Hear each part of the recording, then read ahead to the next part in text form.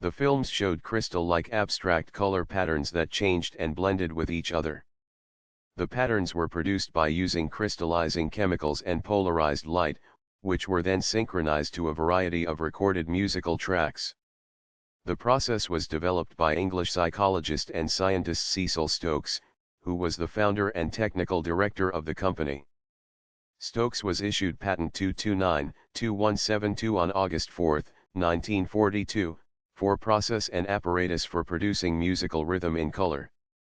The films were combined into a 30-minute-long color movie entitled Music in Color.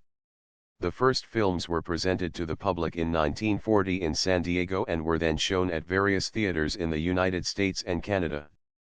The name Auroratone was suggested by Father Bernard Hubbard, the glacier priest, who characterized the process as the nearest thing to the natural aurora borealis which he had ever seen.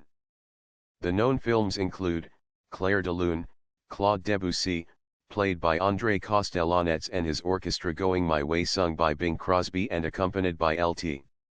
Edward Dunstedter, AAF, on the organ, The Lost Chord, featuring a solo organ by Lt. Edward Dunstedter, AAF, Home on the Range, sung by Bing Crosby with an accompaniment on organ, I Dream of Jeannie with the Light Brown Hair, Stephen Foster, featuring an organ solo by Lt.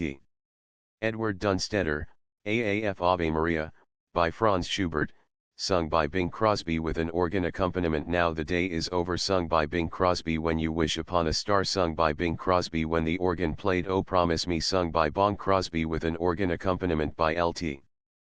Some of these films were made available in August 1945 to researchers. Herbert E. Bing Crosby was involved with these films due to his being a shareholder in the foundation and his interest in the rehabilitation of veterans. The Auroratone film process was considered as an application that would be incorporated into jukeboxes.